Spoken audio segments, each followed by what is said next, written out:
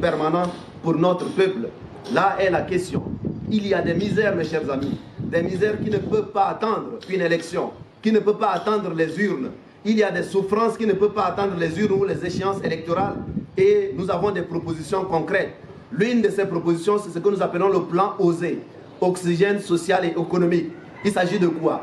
S'il y avait une volonté politique, mes chers compatriotes, avec 100 milliards de francs CFA, oui, 100 milliards simplement de francs CFA, eh bien nous pouvons créer 100 000 emplois pour alléger la souffrance des Tchadiens et des Tchadiennes dans toutes les régions, en mettant l'accent particulier sur les jeunes et les femmes, parce qu'il s'agit de la majorité de notre pays.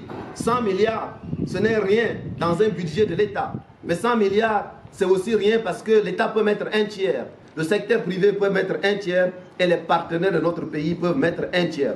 Et imaginez que chaque emploi créé, parmi ces 100 000 emplois-là, crée un autre emploi. Ça veut dire que nous en arriverons à 200 000 emplois. Avec le plan OSE, 200 000 emplois et chaque Tchadien sait que chacun des Tchadiens qui a un emploi nourrit au moins 10 personnes. Ça veut dire quoi? Dans les 6 prochains mois, si nous voulons remettre de l'oxygène sur le plan social et sur le plan économique pour notre pays, eh bien, avec 100 milliards, nous pouvons créer 200 000 emplois qui permettent à 2 millions de Tchadiens de vivre. Ça n'a pas besoin d'attendre une élection. C'est finalement cela, la politique, c'est aussi de s'occuper, j'allais dire, c'est essentiellement de s'occuper de la vie des gens. Alors, regardons l'avenir avec espérance. Je ne sais pas si ces dirigeants qui dirigent encore notre pays pour un temps auront les oreilles, j'allais dire le cœur, pour entendre ces cris de détresse et être capable de plonger dans ce type de plans qui vont servir la République. Je n'attends qu'à être surpris pour une fois. Mais regardons l'avenir, mes chers amis. Regardons l'avenir, mes chers compatriotes, avec espérance et avec amour pour tous. Car la seule jumelle de l'amour que nous devons avoir pour les uns et les autres, c'est la justice.